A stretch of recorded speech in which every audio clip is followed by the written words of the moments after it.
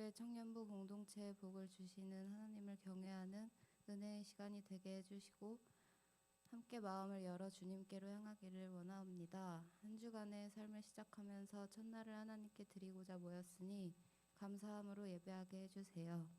자기 백성에게 인자가 풍부하셔서 죄를 용서해 주시고 사랑해 주시는 하나님의 이름을 높여드립니다. 지난 한 주간 동안 살아온 우리의 모습을 하나님 앞에 내려놓습니다. 허덕이며 움켜쥐었던 것들과 악인의 죄를 즐거워하여 죄인의 자리에 앉았다가 굳은 모습으로 주님 앞에 섰습니다. 이 시간 회개드리오니 용서해 주세요. 삶에서 사람들을 대할 때 모든 겸손과 온유로 하지 못하고 오래 참음으로 사람 가운데서 서로 용납하는데 부족하였습니다. 또 저희들이 살아가면서 감당해야 하는 하나님의 일들이 많았지만 그때마다 다른 일로 분주하여 정작 주님의 일은 놓쳐버렸음을 회개합니다. 살아계신 하나님, 오늘 예배를 위해서 사랑하는 지체들이 수고를 다하고 있으니 감사드립니다. 이 시간에도 복을 주시는 하나님의 말씀을 전하시는 목사님께 은총을 더하여 주시고 그 말씀을 즐겁게 받아 하나님의 영광을 찬양하는 예배를 드리길 원합니다. 또 그 말씀이 생명의 양식이 되고 우리에게 복된 약속이 되게 해주세요. 사랑하는 지체들에게 주일의 은혜가 한 주간의 삶으로 이어지게 해주시고 진리를 확신하지 못하고 방황하는 저와 다른 지체들이 있다면 하나님의 위로를 받게 해주세요. 저희들이 오직 주님을 사랑하게 해주시고 사랑하는 법을 깨닫게 해주세요. 예수님 이름으로 기도드렸습니다. 아멘.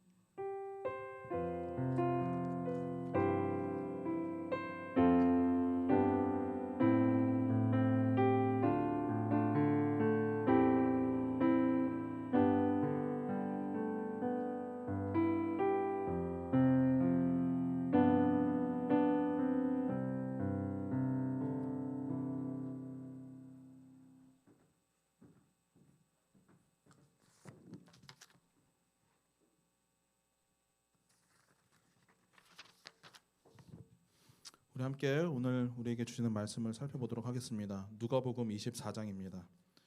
우리는 계속해서 누가복음에서 예수님을 만나 변화한 사람들의 이야기를 다루고 있습니다. 오늘은 그 네 번째 마지막 시간입니다. 누가복음 24장 13절에서 35절까지 말씀 함께 보도록 하겠습니다.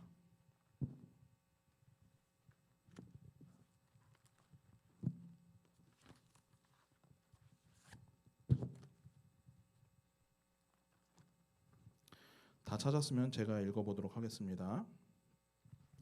그날에 그들 중 둘이 예루살렘에서 25리 되는 엠마오라 하는 마을로 가면서 이 모든 된 일을 서로 이야기하더라. 그들이 서로 이야기하며 문의할 때 예수께서 가까이 이르러 그들과 동행하시나 그들의 눈이 가리워져서 그인 줄 알아보지 못하거늘 예수께서 이르시되 너희가 길 가면서 서로 주고받고 하는 이야기가 무엇이냐 하시니 두 사람의 슬픈 빛을 띠고 머물러 서더라. 그 한 사람인 글로바라 하는 자가 대답하여 이르되 당신이 예루살렘에 체류하면서도 요즘 거기서 된 일을 혼자만 알지 못하느냐? 이르시되 무슨 일이냐? 이르되 나사렛 예수의 일이니 그는 하나님과 모든 백성 앞에서 말과 일에 능하신 선지자이거늘 우리 대제사장들과 관리들이 사형 판결에 넘겨주어 십자가에 못 박았느니라. 우리는 이 사람이 이스라엘을 속량할 자라고 바랐노라. 이뿐 아니라 이 일이 일어난 지가 사흘째요. 또한 우리 중에 어떤 여자들이 우리로 놀라게 하였으니 이는 그들이 새벽에 무덤에 갔다가 그의 시체는 보지 못하고 와서 그가 살아나셨다 하는 천사들의 나타남을 보았다 함이라. 또 우리와 함께 한 자 중에 두어 사람이 무덤에 가 과연 여자들이 말한 바와 같음을 보았으나 예수는 보지 못하였느니라 하거늘 이르시되 미련하고 선지자들이 말한 모든 것을 마음에 더디 믿는 자들이여 그리스도가 이런 고난을 받고 자기의 영광에 들어가야 할 것이 아니냐 하시고 이에 모세와 모든 선지자의 글로 시작하여 모든 성경에 쓴 바 자기에 관한 것을 자세히 설명하시니라. 그들이 가는 마을에 가까이 가매 예수는 더 가려 하는 것 같이 하시니 그들이 강권하여 이르되 우리와 함께 유하사이다. 때가 저물어가고 날이 이미 기울었나이다 하니 이에 그들과 함께 유하러 들어가시니라. 그들과 함께 음식 잡수실 때에 떡을 가지사 축사하시고 떼어 그들에게 주시니 그들의 눈이 밝아져 그인 줄 알아보더니 예수는 그들에게 보이지 아니하시는지라. 그들이 서로 말하되 길에서 우리에게 말씀하시고 우리에게 성경을 풀어 주실 때 우리 속에서 마음이 뜨겁지 아니하더냐 하고 곧 그때 일어나 예루살렘에 돌아가 보니 11 제자 및 그들과 함께한 자들이 모여 있어 말하기를 주께서 과연 살아나시고 시몬에게 보이셨도다 하는지라. 두 사람도 길에서 된 일과 예수께서 떡을 떼심으로 자기들에게 알려주신 것을 말하더라. 아멘. 한 사람이 그동안 깨닫지 못한 것에 대한 의식이 생긴다는 것은 매우 중요한 것입니다. 의식이 생겨야 그 사람의 삶과 그리고 행동이 변하기 때문입니다. 이것은 마치 어른이 되면서 성숙해지는 것과 같은 과정인데, 그 전에는 몰랐고 생각해보지 못한 것에 대해서 생각할 줄 알게 된다는 것은 참으로 귀한 것 아니겠습니까, 여러분? 가령 아직 청소년 시기에는 자기가 하는 행동이 이 다른 사람들에게 피해를 준다는 생각을 잘 못합니다. 그런데 나중에 알고 보니 자기 말과 행동이 매우 무례한 것이며 다른 사람에게 피해를 준다는 것을 발견하게 되면 어떨까요? 그것을 알면 비로소 내가 그때 참 몰랐구나, 내가 그때 잘못했구나 라고 하면서 사람들은 그 행동을 멈추게 되는 것입니다. 그러면서 성장을 하게 되는 것이죠. 의식이 생기기 전까지는, 이런 생각이, 이런 관점이 열리기 전까지 사람은 마치 어둠 속에 갇혀 있는 것과 같습니다. 모르는 것입니다. 보이지가 않는 것이에요. 그런데 생각할 줄 알게 되고 이제 비로소 그것이 보이게 되면 행동을 바꾸고 그리고 올바르게 다시 세워져 나가는 것입니다. 이처럼 의식이 깨어져야 한다는 것입니다. 우리가 신앙생활을 하는 것도 사실은 이와 같은 것입니다. 전에는 없었던 의식이 우리 가운데 생기는 것, 그것이 바로 신앙생활입니다. 믿음에 대해서, 말씀에 대해서 전에는 어둠에 둘러싸여 있는 것과 같았습니다. 그런데 자기에게 믿음이 생기고 그리고 믿음에 대한 그 의식이 생기고 그리고 믿음에 대한 관점이 생기면 그때부터는 달라지게 됩니다. 올바른 말씀이 무엇인지 그때 비로소 사람들은 배우게 됩니다. 그리고 배우면 믿음에 생기는 것이고 믿음이 생기면 그 삶이 변화하게 되는 것입니다. 모든 그리스도인들은 바로 이와 같은 과정을 겪는 것이에요. 어둠에 둘러싸였다가 발견하고 보게 되고 변하는 것입니다. 오늘 우리가 살핀 이 말씀, 오늘 우리가 함께 나눌 이 말씀에도 바로 이와 같은 이야기가 나와 있습니다. 이들의 이야기를 통해서 우리는 다시금 말씀을 온전히 깨달아야 하며 분명한 지식으로 나아가야 한다는 사실을 배우게 됩니다. 그리하여서 새로운 관점을 발견하고 그리고 새로운 믿음 생활이 우리에게 있다는 것을 우리는 오늘 배우게 되는 것입니다. 첫 번째는 가리워진 제자들의 눈입니다. 13절에서 24절까지 내용이에요. 여기 미안한데 모니터가 너무 큰데 조금만 줄여주시겠어요? 우리는 계속해서 누가복음에서 예수님을 만나 변화한 사람들에 대한 이야기를 나누고 있습니다. 오늘 그 마지막 시간이에요. 오늘 말씀은 예수님께서 십자가에서 죽으시고 부활하신 후의 이야기를 다루고 있습니다. 오늘 본문 13절 14절에 보면 그날에 제자 둘이 예루살렘을 떠나 엠마오로 가고 있습니다. 이렇게 말하고 있습니다.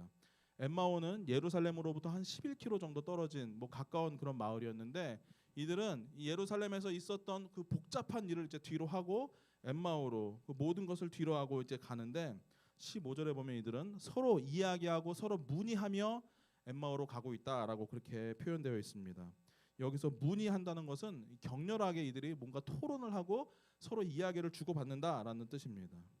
그러니까 이들은 엠마오로 가면서 무언가 어떤 주제에 대해서 심각하게 이야기하고 있으면서 서로 자기의 생각을 막 말하면서 가더라는 것이에요.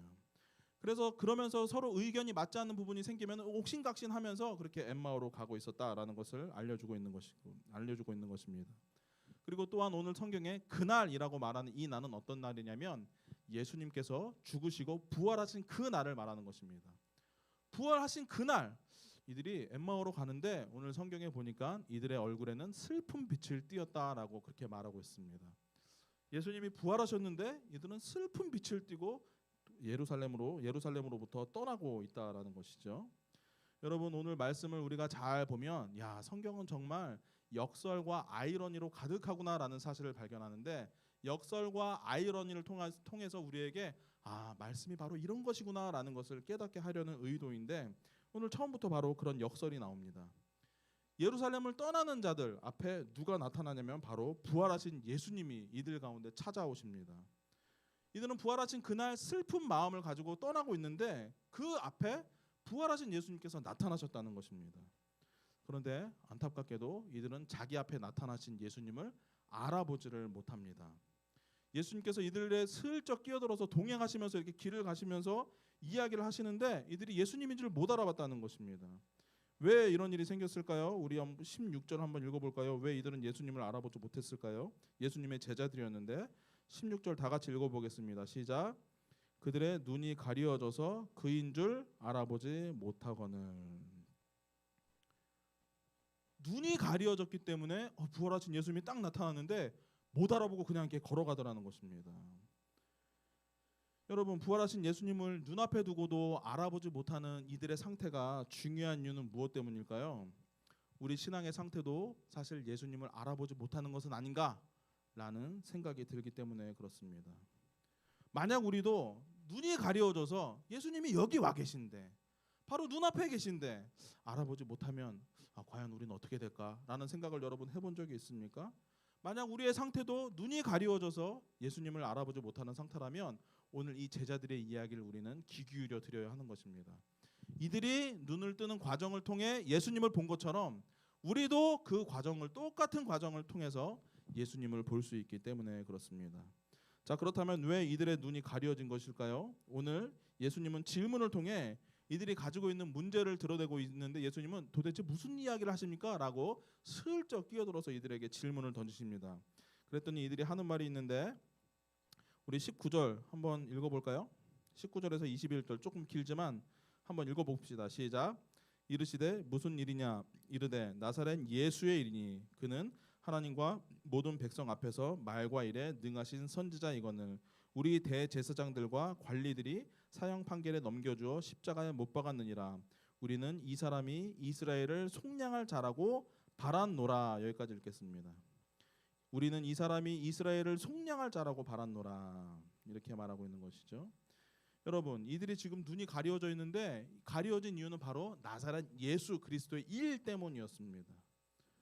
우리는 우리 믿음에 대해서 참으로 한번 깊이 생각해 보아야 하는데 우리는 막연하게 예수님을 항상 우리에게 기쁨을 주시는 분, 우리를 행복하게 해주시는 분, 그리고 우리에게 평안을 주시고 우리를 위로해 주시는 분 이렇게 생각하는데 여러분 꼭 기억하십시오. 성경은 오늘 나사렛 예수의 일 때문에 실망하고 슬퍼하는 자들이 있다는 사실을 우리에게 말해주고 있습니다. 우리는 예수님 때문에 실망한다는 것이에요. 언제 그런 일이 생길까요? 언제 우리는 예수님 때문에 슬픔을 경험하게 될까요? 우리 자신의 기준과 생각으로 예수님을 향한 소원과 그리고 소망을 품을 때, 희망을 품을 때 그때 우리는 주님께 실망하게 돼요. 이 세상의 관점으로 예수님께 바라는 것이 우리에게 생길 때 우리는 반드시 그 예수님 앞에서 슬퍼하게 되고 실망을 경험하게 되어 있다는 것이에요. 제자들도 마찬가지였어요. 제자들도. 이들은 19절에서 예수님을 어떻게 생각하고 있습니까? 말과 일에 능하신 분 이렇게 말하고 있습니다. 예수님은 정말 대단한 분이라는 것이에요. 자기가 본 사람들 중에 가장 특별한 분이셨으며 위대하신 분이라는 사실을 발견했습니다. 그런 제자들이 예수님께 바라는 것이 있었는데 바로 21절에 보면 이 예수님이 바로 이스라엘을 속량할 자라고 우리는 그렇게 바랐습니다. 우리는 그렇게 바람이 있었습니다. 라고 성경은 말하고 있습니다. 여러분 이게 왜 문제일까요? 예수님이 이스라엘을 속량하시는 분 아니에요? 근데 왜 이게 문제일까요? 이들이 바라는 이스라엘의 속량이란 그 당시 로마로부터의 해방이었습니다. 예수님이시라면 사람을 모아서 이 로마에 딱 대항을 해서 자신들을 로마로부터 구원해 주실 그런 능력이 있으신 분이지 라는 것을 그들은 기대했다는 것이에요. 그런데 어떻게 됐습니까? 그렇게 소망을 품었던 예수님이 대제사장들과 그리고 관리들의 손에 딱 잡혀가지고 무기력하게 힘없이 당하고 만 것이에요. 십자가에서 그냥 허무하게 죽임을 당하고 만 것입니다. 그리고 그 순간 이들의 소망은 와르르 무너져 버린 것입니다. 자, 이처럼 이들의 바람은 허무하게 무너졌어요. 예수님이 죽으심과 동시에 이들의 걸었던 모든 것들이 다 사라져 버렸습니다. 그런데 충격적인 소식이 아직 하나 더 남아 있습니다. 그게 무엇일까요? 22절에서 24절까지의 내용인데 예수님의 시신이 사라졌다는 것이에요. 예수님이 죽으셨는데 그래서 실망했는데 거기다가 뭐야 시신까지 없어졌다고? 라는 이야기를 들은 것입니다. 어떤 사람들은 예수님은 부활하셨습니다 라고 그렇게 전하는 사람들도 있었습니다. 그런데 이 사람들은 예수님이 부활하셨다는 그 말보다는 예수님의 시신이 사라져서 보이지 않아요 라는 말에 더 집중하고, 그리고 그 시신이 사라졌다는 생각에 완전히 혼란과 그리고 공황 상태에 빠져버린 것입니다. 여러분, 국가 권력이 새로운 움직임이나 운동을 제압하는 방법이 바로 이것 아닙니까? 주동자나 대표를 어떻게든 잡아서 가두어 놓으면 그 뭔가 이렇게 움직임이 이렇게 서서히 좀 줄어들지 않습니까? 그래서 뭔가 그 움직임을, 그 운동을 확 제압해 버리지 않습니까? 거기에 더해서 여러분, 시신까지 사라졌으니 이 제자들의 소망은 완전히 다 사라져 버렸다는 것이에요. 이들의 실망에 확인 사살이 가해진 것입니다. 그래서 이들은 자신들이 겪고 있는 상황이 도대체 무엇인지 이렇게 해석이 안 되고 매우 혼란한 그런 상태에 빠진 것입니다. 사람들이 공황 상태에 빠지는 이유는 무엇일까요? 자신이 겪고 있는 일에 대한 해석이 안 될 때, 지금 자신이 당하고 있는 일을 이렇게 꿰뚫어 보지 못하고 이걸 도대체 어떻게 해결해야 되지? 어디서부터 어떻게 이 문제를 풀어 나가야 할지 도무지 감이 잡히지 않을 때 사람들은 공황 상태에 빠지게 되는 것입니다. 이런 혼란 속에서 지금 이 제자들이 하는 것이 무엇이라고요? 아까 길에서 서로 이야기하면서 서로 문의했다라고 말하지 않습니까? 이런 혼란 상황 속에서 자기들끼리 논쟁하고 자기들끼리 토론을 막 벌이고 있다는 것입니다. 눈이 가려워진 사람들끼리 서로 막 이건 이런 거야, 이건 바로 이 뜻이었어라고 하면서 이야기하고 있다는 것입니다. 여러분, 문제가 해결될까요? 이렇게 하면 문제가 해결될까요? 안 돼요. 우리가 어른을 만나고 그리고 성숙한 사람을 만나는 게 중요한 이유가 뭐냐면은, 우리끼리 고만고만한 우리끼리 아무리 논쟁하고 우리끼리 아무리 많은 이야기를 해도 사실 문제 해결이 잘 안 됩니다. 누군가 알려주고 이끌어줄 어른이 딱 와서 이거는 이렇게 해야 돼라고 할 때 우리는 성장하는 것이지, 다 눈이 가려진 사람들끼리 이게 맞는 거다 저게 맞는 거다 서로 옥신각신 해봐야 사실 아무 문제도 해결되지 않는 것입니다. 같은 이야기가 반복될 뿐입니다. 이 앞이 딱 좁아지고 그리고 시야가 짧아졌기 때문에 이 자기들끼리 하는 이야기가 의미가 없어진 것이죠. 지금 이들이 그 큰 혼란 속에서 이와 같은 상태에 빠진 것입니다. 그렇기 때문에 예수님을 보지 못해요. 예수님이 안 보입니다. 그런데 여러분, 이들이 예수님이 보이지 않는 것에서 끝나는 게 아니라, 보이지 않는 이들이 지금 예수님을 어떻게 대하는지 아십니까? 18절에 보면 이 사람들이 예수님께 뭐라고 말합니까? 예루살렘에서 있었던 일을 당신 혼자만 모릅니까? 이렇게 말하고 있습니다. 아니, 이 사람 보기에 지금 당신 예루살렘에서 오는 것 같은데 예루살렘에서 일어난 일을 지금 당신 혼자만 모른단 말이 이게 말이 된단 말입니까? 라고 하면서 예수님을 뭔가를 좀 모르는 사람처럼 취급하고 있는 것입니다. 여러분, 주변에 좀 이런 사람 경험해 본 적 있습니까? 사실은 자기가 아무것도 모르면서 다른 사람한테 아무것도 모르네 이렇게 말하는 사람 여러분 경험해 본 적 있습니까? 그런 사람 만나면 좀 피곤하죠. 사실은 자기가 어두움에 둘러싸여 있으면서 다른 사람을 향해서 에이 뭘 모르네 이렇게 여러분 말하는 사람이 있으면 우리는 어떻게 합니까?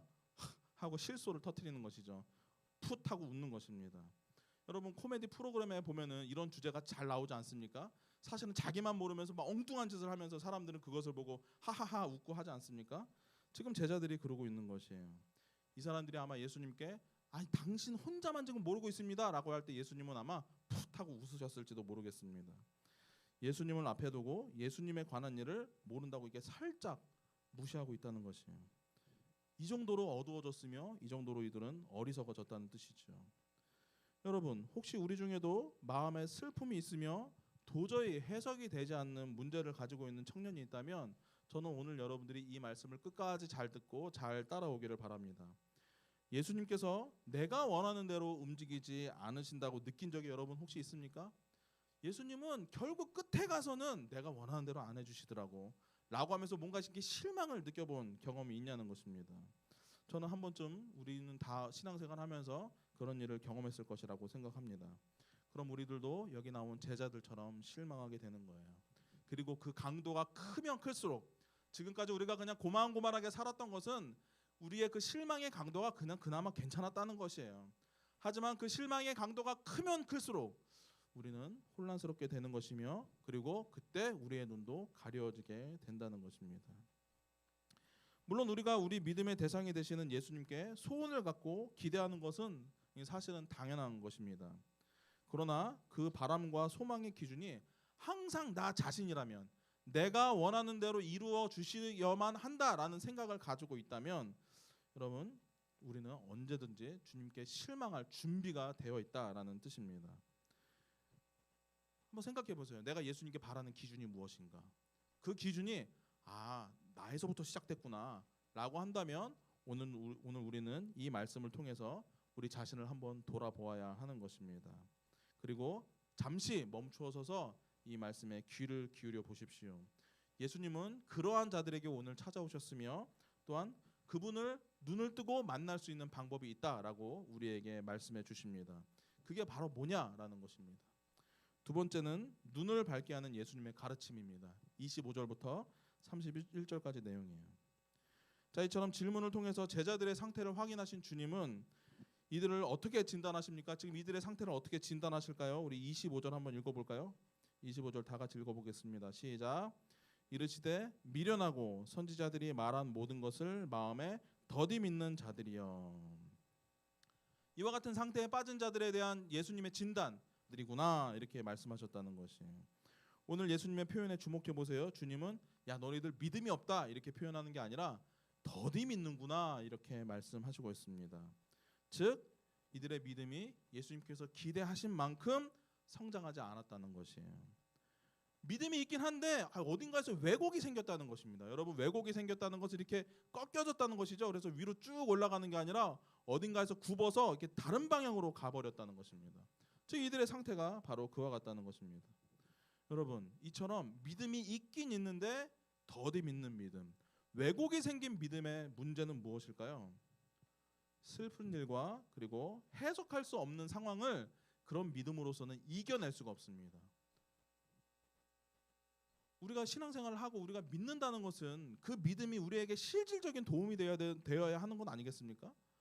그래야 여러분 우리 믿음의 의미가 있지. 그냥 교회 나오는 건 교회 나오는 것 뿐이고 힘든 일은 그냥 힘든 일일 뿐이고 아무 상관이 없다? 그러면 여러분 우리 믿음의 의미가 있겠습니까?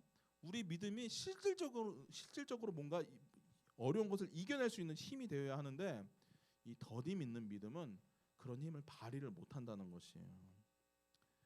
눈이 가려워졌기 때문에 못한다는 것입니다. 그렇다면 이와 같은 상태를 극복할 수 있는 방법이 무엇이냐라는 것입니다. 오늘 예수님은 그것을 직접 말씀해 주십니다.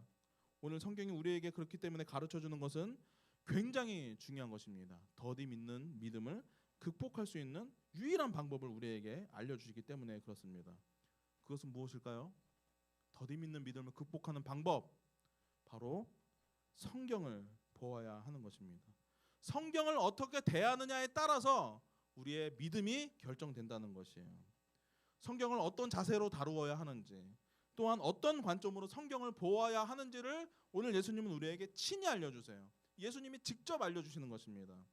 그리고 거기에 바로 그 성경을 보는 그 관점에 따라 우리의 믿음이 달려있다라고 그렇게 말씀하시는 것입니다. 그래서 여러분 오늘 우리는 예수님께서 성경을 다루시는 방법을 배우게 되는 것입니다. 먼저 여러분 성경을 어떻게 다뤄야 할까요? 우리 27절 한번 읽어볼까요? 27절 다 같이 읽어보겠습니다. 시작. 이에 모세와 모든 선지자의 글로 시작하여 모든 성경에 쓴 바 자기에 관한 것을 자세히 설명하시니라. 여기 모세와 모든 선지자들의 글, 이것은 바로 그때 당시의 성경, 구약 성경을 말하는 것이죠. 이뿐만 아니라 모든 성경에 쓴 바 자기에 관한 것을 자세히 설명하시니라. 여기 오늘 27절에만 해도 모든이라는 표현이 몇 번 나왔습니까? 찾아보세요. 모든이라는 표현이 몇 번 나왔죠? 2번 나왔습니다. 2번. 모든 선지자들의 글 그리고 모든 성경 이렇게 말하고 있습니다. 그러니까 여러분 오늘 예수님께서 우리에게 친히 알려주시는 성경을 다루는 방법 뭡니까? 모든 성경을 우리는 알아야 하는 것이에요. 우리는 성경 전부를 이해할 줄 아는 사람이 되어야 하는 것입니다. 성경 전부를 볼 줄 아는 관점이 있어야 한다는 것이에요. 여러분 기독교인은 다른 게 아니에요. 성경 전부를 아는 자가 되는 것, 그것이 바로 기독교인이 되는 것입니다. 사실 모든 것이 그렇지 않습니까? 참된 지식이란 뭘까요? 어떤 사실에 대해서 처음부터 끝까지 다 파악을 한 다음에 그 핵심을 딱 말하는 것. 여러분 그렇게 할 줄 알아야 그것이 참된 지식이에요. 단편만 알면 어떻게 될까요?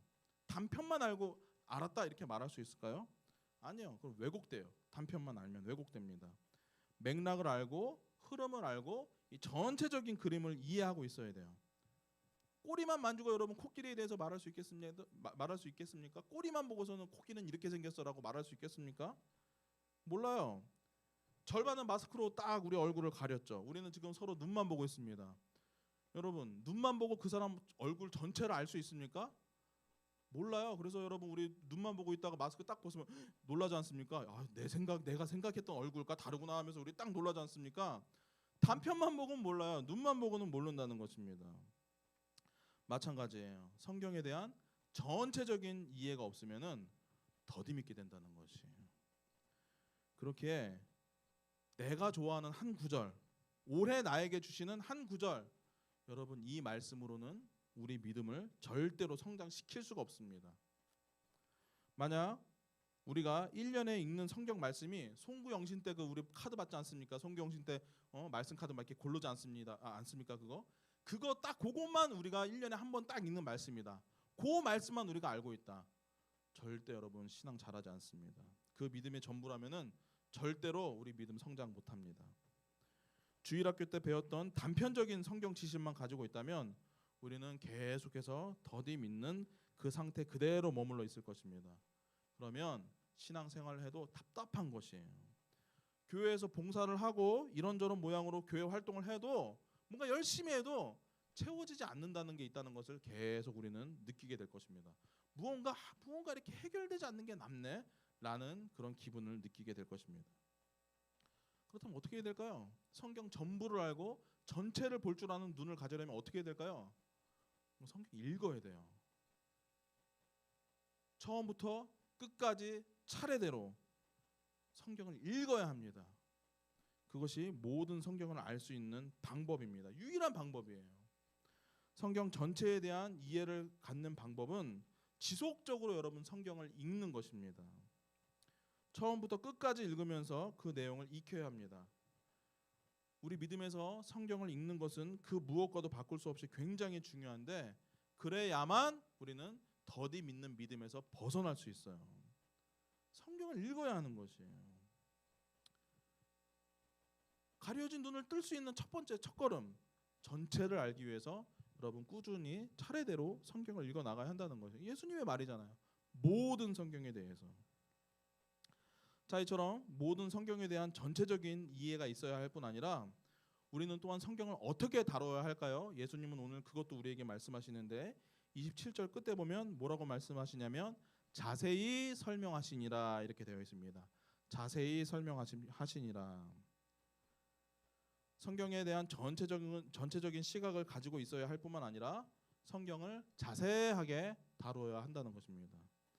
자세히 다루어 설명해 주는 일, 그게 필요해요. 32절에 보면 제자들은 예수님께서 자기들에게 말씀을 풀어주셨다라는 표현을 합니다. 성경을 풀었다는 것이에요. 즉 성경을 자세히 풀어서 설명해 주는 설교, 여러분 그것이 필요하다는 것이에요. 그것을 뭐라고 하는지 아십니까? 바로 강해 설교라고 합니다. 성경을 자세히 풀어서 설명해 주는 것, 강해 설교라고 해요. 자세히 풀어 설명하는 설교가, 강해 설교가 필요한 이유는 무엇일까요? 성경을 이해하고 배울 때 성경 전체를 꿰뚫을 수 있는 초점을 강해 설교를 통해서 우리는 배워야 하기 때문에 그런 것이에요. 여러분 초점이 잡히지 않는다, 아무것도 못해요. 사진을 수백 장 찍었다고 생각해 봅시다. 초점이 하나도 안 맞았어요. 그 사진 쓸 수 있습니까? 모든 게 다 흐릿해요. 뭐 우리 그 심령 사진이라고 부르죠. 모든 게 다 흐릿해가지고 이렇게 다 번져 있습니다. 못 씁니다. 여러분 공부를 할 때도 마찬가지예요. 어떤 범위에서 어떤 게 중요하고 어떤 시험 문제가 예상될지 딱 초점을 맞춰서 딱 공부해야지. 그렇게 해야지 시험 점수가 잘 나오는 것이지. 초점 없이 무작정 열심히 한다. 그럼 몸은 지쳐요.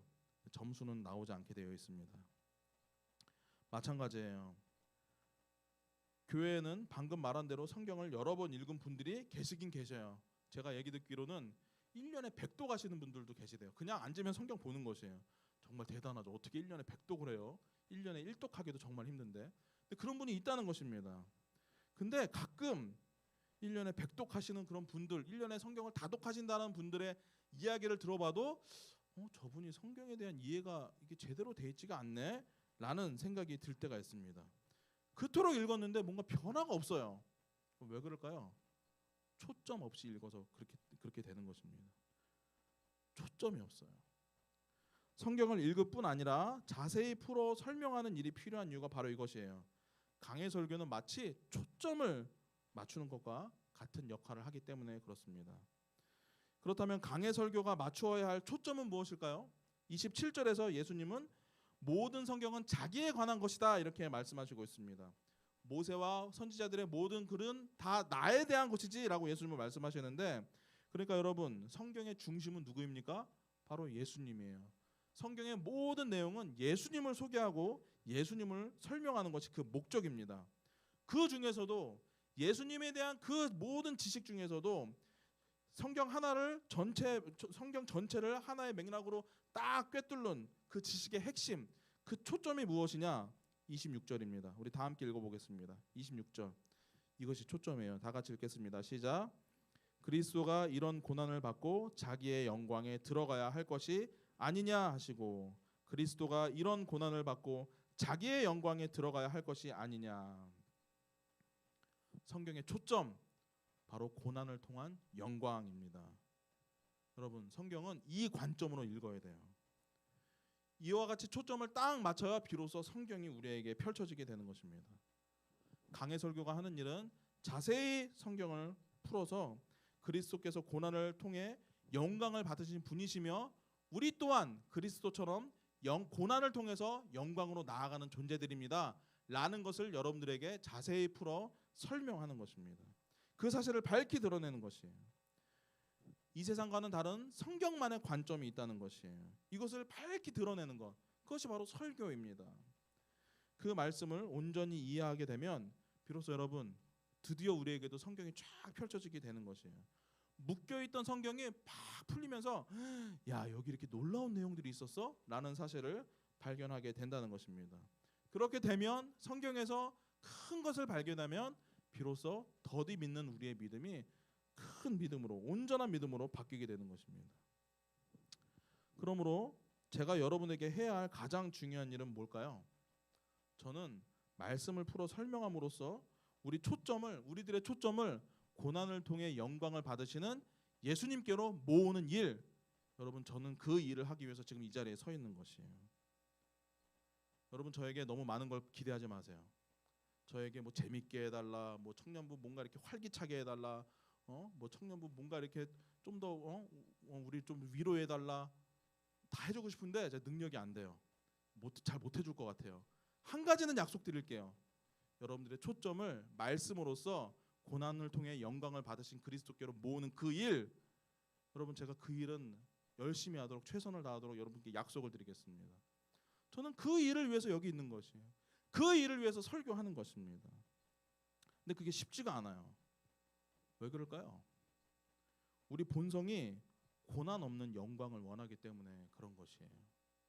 이 제자들이 예수님과 계속해서 뭔가 이렇게 잘 맞지 않았던 이유는 예수님은 나는 고난을 통해 영광을 받을 것이야 라고 말씀하시는데, 예수님 그러지 마시고 고난도 받지 마시고 그냥 우리 영광만 취하시죠 라는 요구를 예수님께 계속 이들이 했기 때문에 그렇습니다.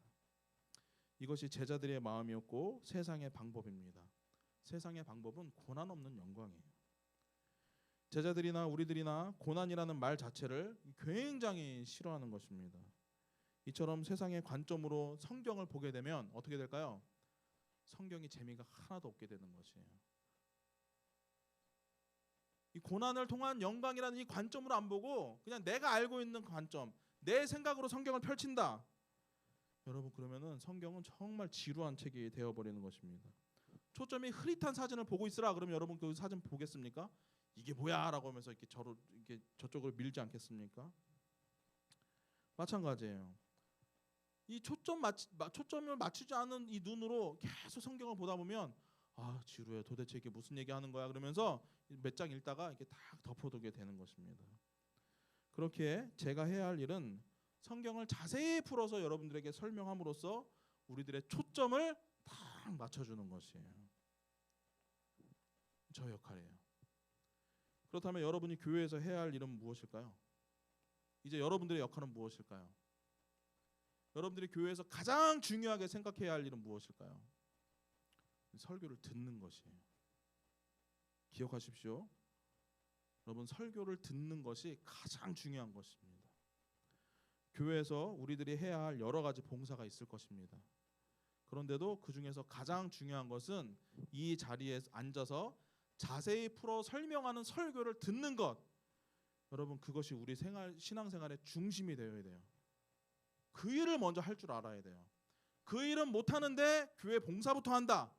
그 일은 못하는데 내가 다른 교회에서 다른 일을 열심히 한다.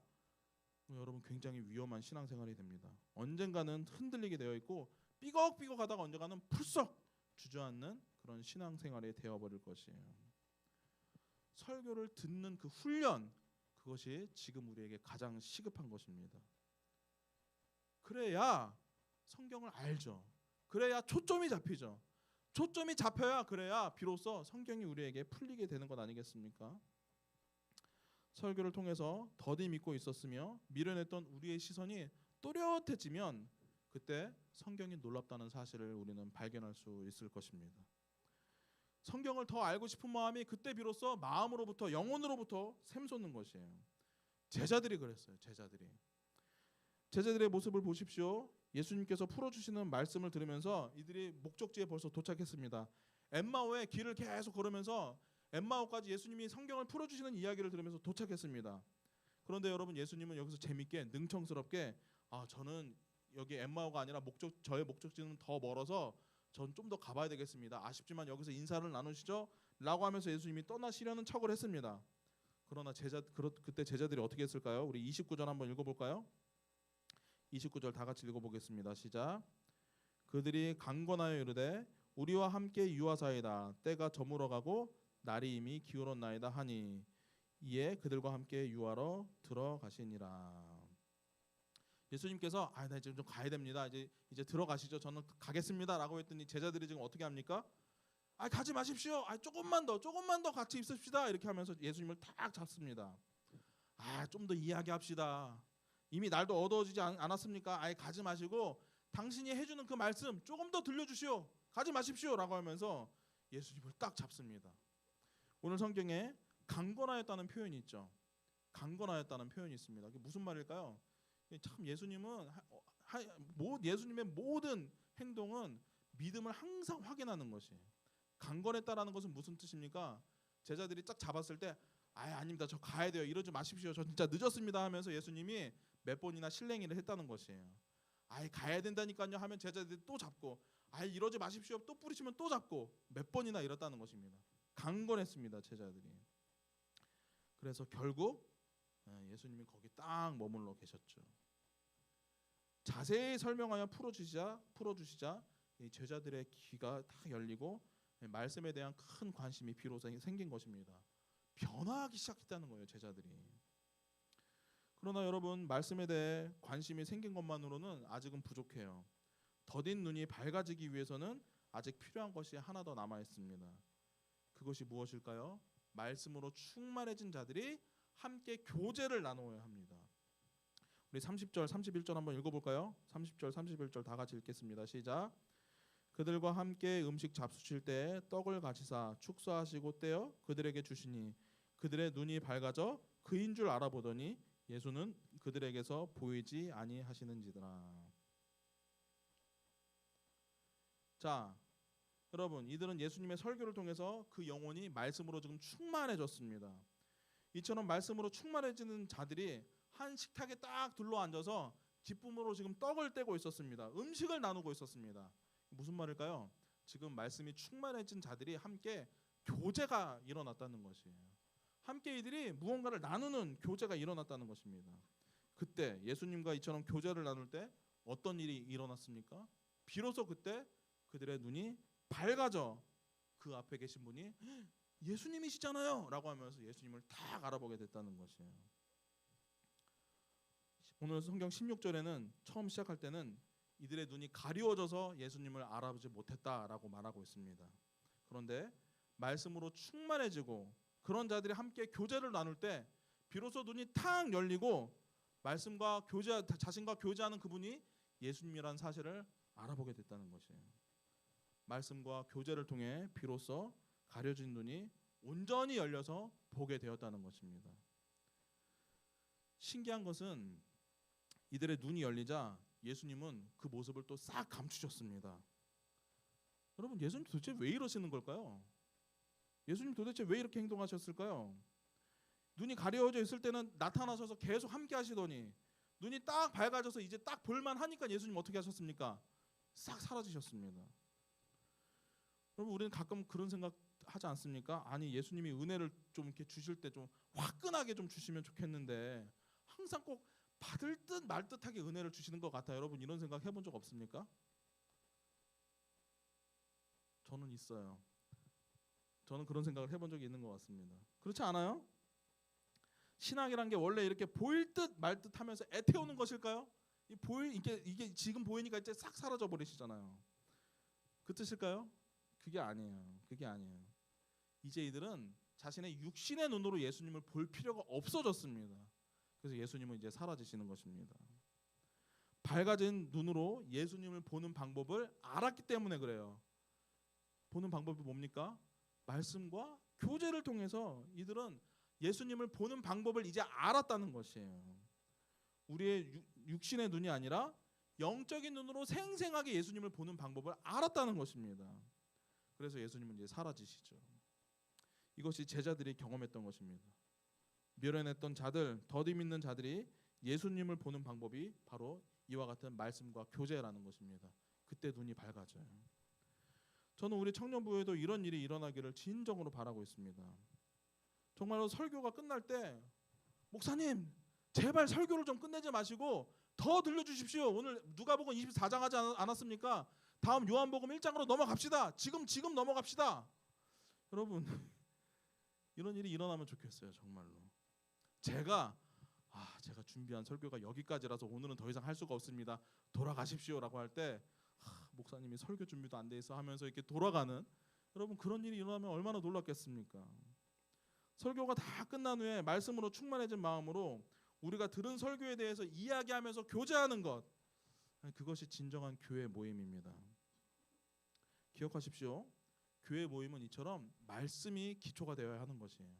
교회 모임에서 여러분들이 해야 할 말은 회사에서 있었던 이야기나 쇼핑한 이야기나 TV 프로그램이나 뭐 아이돌 이야기나 정치 이야기나 이런 게 아니에요. 물론 교회에서 그런 얘기도 할 수 있죠.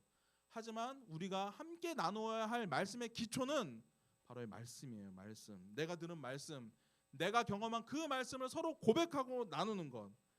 여러분, 그 일을 우리는 할 수 있어야 하는 것입니다.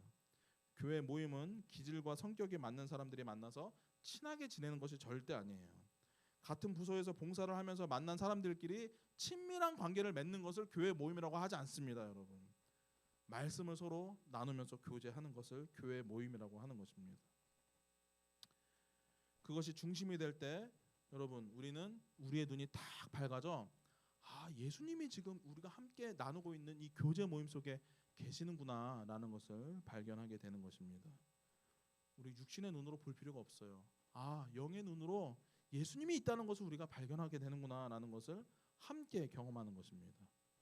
이와 같은 말씀과 교제, 이것이 더딘 믿음을 온전하게 할 수 있는 방법이라고 예수님이 오늘 친히 말씀하시고 보여주고 있는 것입니다.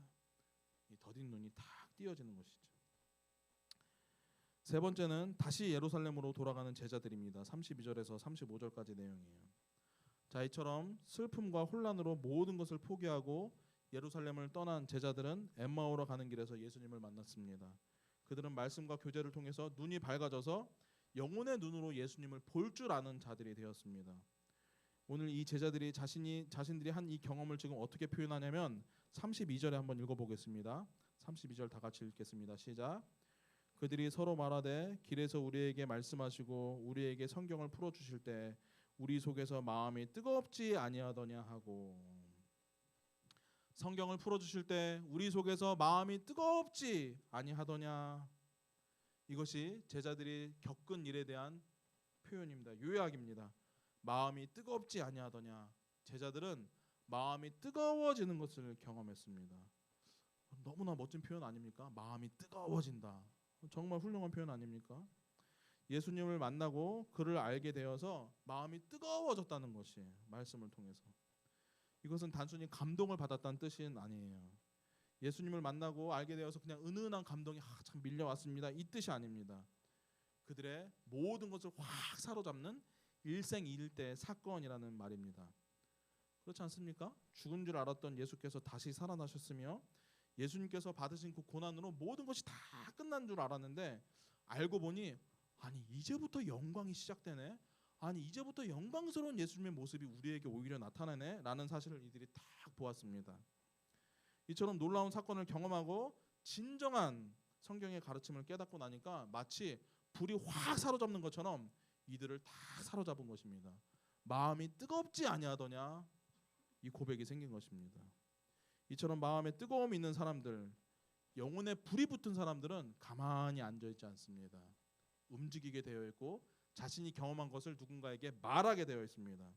그래서 이들이 어떻게 했을까요? 다시 예루살렘으로 돌아가 버렸습니다. 이것은 정말 대단한 일인데, 방금 이들은 예수님과 식사를 했는데 무슨 식사를 했습니까? 기억나요? 방금 이들 예수님과 밥을 먹었어요. 근데 이것은 아침일까요? 점심일까요? 저녁일까요? 저녁 식사였어요. 이들은 지금 날이 이미 저물었으니 식사하고 가십시오라고 해서 밥을 먹었는데 저녁 식사였습니다. 그러니까 이들이 다시 돌아가야 하는 예루살렘 11km입니다. 걸어가야 해요. 그러니까 한 4시간 정도 걸릴까요? 걸어가야 합니다. 낮이 아니었습니다. 밤에 다시 이들이 그 어두운 길을 간다는 것이에요. 여러분, 우리는 뭐 밤에 가는 게 뭐가 뭐 힘들어 이렇게 생각하죠. 우리가 다 서울에 사니까 아무리 밤이 되어도 불빛으로 휘황찬란하고 밝고 하니까 우리가 잘 모르는데, 사실 서울에서 한 30분 차 타고 양평만 가보세요. 밤에 가보십시오. 그리고 라이트 한번 꺼보세요.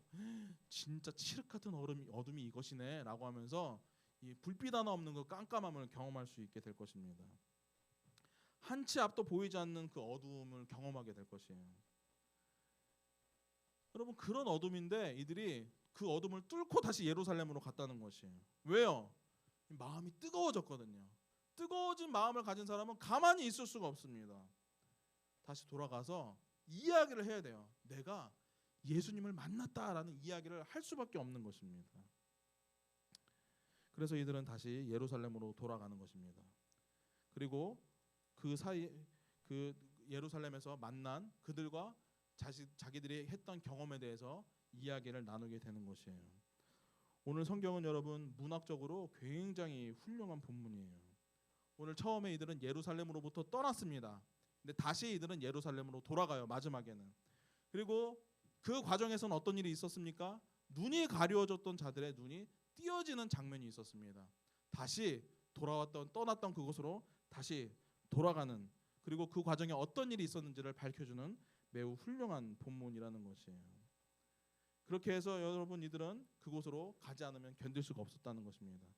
그리고 예루살렘에 도착하자마자 어떤 일이 일어났습니까? 우리 마지막으로 33절에서 35절 한 번만 더 읽어보겠습니다. 다 같이 읽겠습니다. 시작. 곧 그때로 일어나 예루살렘에 돌아가 보니 11 제자 및 그들과 함께한 자들이 모여 있어 말하기를 주께서 과연 살아나시고 시몬에게 보이셨다 하는지라. 두 사람도 길에서 된 일과 예수께서 떡을 떼심으로 자기들에게 알려주신 것을 말하더라. 이미 그곳에 이 두 제자들처럼 부활하신 예수님을 경험하고 마음이 뜨거워진 자들이 거기 보니까 모여 있었다는 것입니다. 그들이 도착한 예루살렘은 이미 부활하신 예수님을 증언하는 공동체가 되어 있었다는 것이에요. 처음에 이들이 예루살렘을 떠날 때 이 사람들은 혼란에 있었습니다. 예수님이 살아계신 게 맞아? 시신이 정말로 어디 간 거 아니야? 라고 하면서 이들은 혼란스러운 가운데 있었습니다. 그러나 이들이 다시 돌아갔을 때 이미 남아있던 자들도 부활하신 예수님을 경험한 것이에요. 그리고 그곳은 부활하신 예수님을 증언하는 공동체가 되어 있었습니다. 여러분, 이처럼 예수님의 부활을 증언하는 공동체를 뭐라고 하는지 아십니까? 그것을 바로 교회라고 하는 것이에요. 여기서 교회가 시작되는 것이에요. 교회는 부활하신 예수님을 증언하는 공동체입니다. 예수님을 경험함으로 마음이 뜨거워진 자들이 모여 있는 곳, 그것이 바로 교회입니다. 그리고 이들은 곧 예루살렘 곳곳에서 예수님이 부활하셨다는 사실을 증거하는 자들이 됩니다. 왜요? 마음이 뜨거워졌거든요. 마음이 뜨거워지면 말하지 않으면 견딜 수가 없거든요. 가만히 있을 수가 없어서 이들은 곧 예루살렘 곳곳에서 예수님이 부활하셨다는 사실을 말하는 자들이 되는 것이죠. 그렇게 해서 교회의 역사가 시작되고, 그리고 그 교회의 역사가 지금까지 이어져서 장성교회가 여기 이렇게 있는 것입니다. 장성교회 청년부 여러분, 이것이 진정한 교회라면 우리도 이와 같은 교회의 본질을 회복해야 되지 않겠습니까? 교회의 본질, 그리스도가 부활하셨다는 사실을 증언하는 공동체라는 것입니다. 부활하신 예수 그리스도에 대한 고백이 없는 교회라면 어떨까요? 예수님이 부활하셨죠. 알고 있습니다. 주일학교 때부터 배워서 다 알고 있죠. 우리 예수님 부활하셨어요. 맞아요. 그리고 그냥 이게 끝이에요. 여러분, 이런 식으로 무미건조하게 이야기한다면 사실 지금 우리의 눈은 가려져 있는 것일지도 모르겠습니다. 우리는 미련한 상태에 머물러 있는 것일 수도 있습니다. 안타깝지만 이런 신앙으로는 아무 문제도 해결할 수가 없습니다. 혼란이 생기고 그리고 슬픔이 생기면 그런 믿음은 그것을 뚫고 일어날 수가 없습니다. 해석되지 않는 문제 앞에서 우리 또한 믿지 않는 사람들처럼 똑같이 행동하고 말 것이에요. 무미건조한 이런 신앙이라면. 만약 그렇다면 뜨겁지 않은 우리 마음에 대해서 심각하게 의문을 제기해야 되지 않겠습니까? 여러분, 그것이 마땅한 것 아니겠습니까? 오늘 이 말씀이 실제라면 우리에게도 일어날 수 있는 일이라는 것을 우리가 믿는다면 여러분, 그냥 가만히 있을 수 있겠습니까? 어떻게 하면 이 일이 나에게도 일어날 수 있을까? 우리는 심각하게 생각해 봐야 한다는 것이에요. 그 방법이 뭡니까? 설교를 들어야 돼요. 여러분, 설교를 들으십시오. 설교를 집중해서 들으십시오. 오늘 이 말씀을 딱 붙잡기 바라요. 예수님께서 고난을 통해 영광을 받으시는 이야기로 가득 찬 성경 전체의 역사가 우리에게 펼쳐지도록 하기 위해서 말씀을 배우는 그 일을 시작하십시오. 그럼 우리들의 눈도 밝아질 것이에요. 그럼 고난을 통해서 예수께서 받으신 그 영광이 나의 영광이 되는 그 일을 성경을 배우고 읽음으로써 시작하게 되는 것입니다.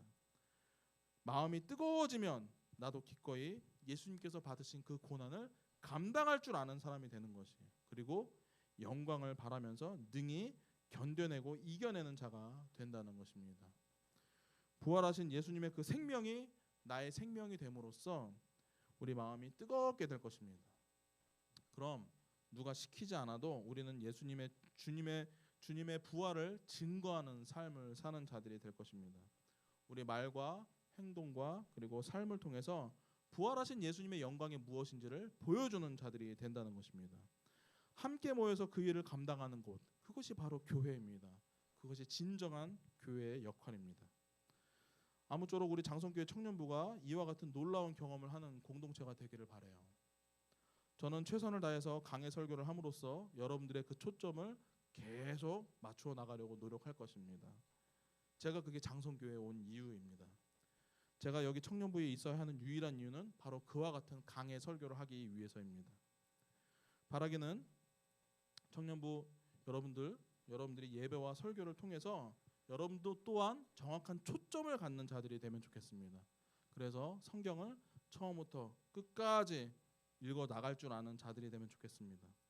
말씀으로 충만해진 그 영혼을 가지고 옆에 있는 사람들과 교제를 나눌 줄 아는 자들이 된다라고 하면 여러분, 그때 우리 눈에 예수 그리스도가 보이게 될 것입니다. 그와 같이 말씀과 교제가 회복될 때까지, 그래서 예수님을 볼 때까지 우리가 함께 이 예배하는 일을 멈추지 않고 이 자리를 끝까지 지켜나가는 청년부 되길 바랍니다. 기도하겠습니다.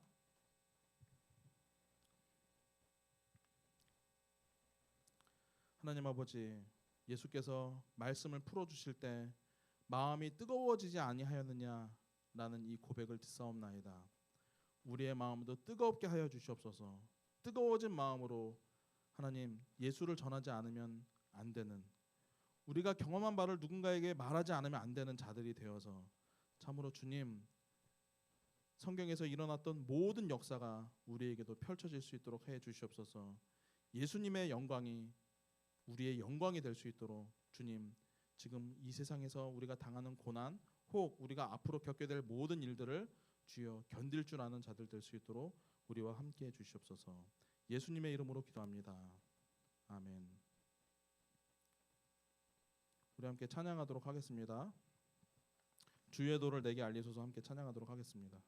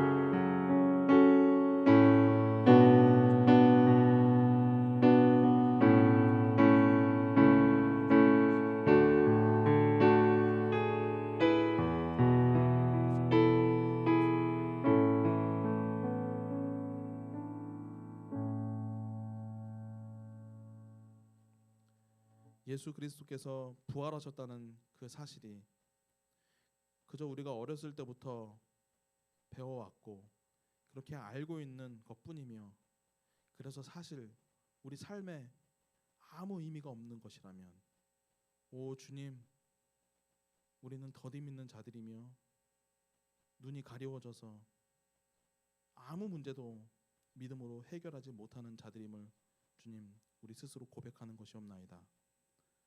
하나님, 이 시간 간절히 원하기는 제자들이 만났던 그 예수 그리스도를 우리 또한 만날 수 있도록 도와주시옵소서. 주여, 매주 우리가 이렇게 모여서 함께 말씀을 들을 수 있다는 것이 얼마나 놀라운 일입니까? 여기 말씀을 자세히 풀어 설명함으로써 우리가 성경을 어떻게 보아야 하며 성경에서 우리가 발견해야 할 것이 무엇인지를 매주 배운다는 사실이 주님의 축복이라는 사실을 깨닫고 하나님 예배에 집중할 줄 아는 우리 청년들 될 수 있도록 도와주시옵소서. 그리하여서 결국 말씀을 통해 예수 그리스도를 생생하게 경험할 줄 아는 우리 청년부 될 수 있도록 주님 도와주시옵소서. 아버지 하나님, 이 예배에 나올 때 주님께 물질을 가지고 나온 자들이 있습니다. 주님, 우리의 마음을 달리 표현할 길이 없어. 다만 주님, 우리는 물질로 주님 앞에 가지고 나와 주여 이것이 저의 마음이며 저의 전부가 주님의 것이 되기를 원합니다. 라는 고백을 드리는 것이옵나이다. 하나님, 이 고백이 진실한 것이 될 수 있도록 우리의 마음을 뜨겁게 하여 주시옵소서. 주 예수 그리스도의 은혜와 아버지 하나님의 사랑과 성령 하나님의 인도하심이 눈이 열려 예수 그리스도의 얼굴을 밝히 보길 원하는 모든 청년들 위해 함께 있을지어다. 아멘.